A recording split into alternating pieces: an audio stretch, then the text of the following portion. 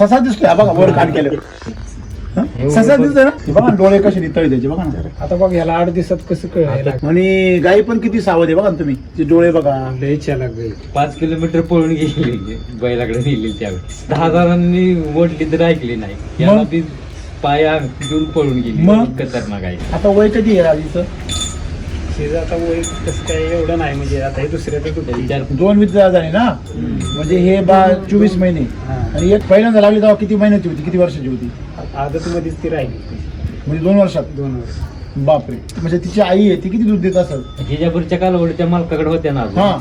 तर त्या म्हणजे गाबने बी नव्हत्या त्याच्यात राहिल्या त्याच्या तशाच राहिले त्या ही गाई दोन्ही भाकरच्या भाकर राहिल्या वांग त्याच्या बसलेल्या ती धावल्या. एवढी एकच आली फक्त हो, आम्ही एक आणली येताव. त्याच्याकडून. ही मिल्क चालू नसतं तर ही पण आता ती मज आहे ना हा. 8 लिटर दूध देते बघा आता.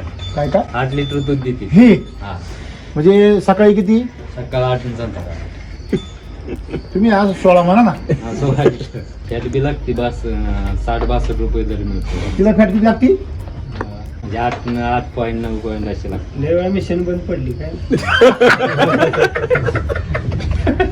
103 रुपये दर लागला काय काय काय काय एका लिटरला 103 रुपये दर एका लागला लिटरला 103 रुपये हा. मशीन झाला हो.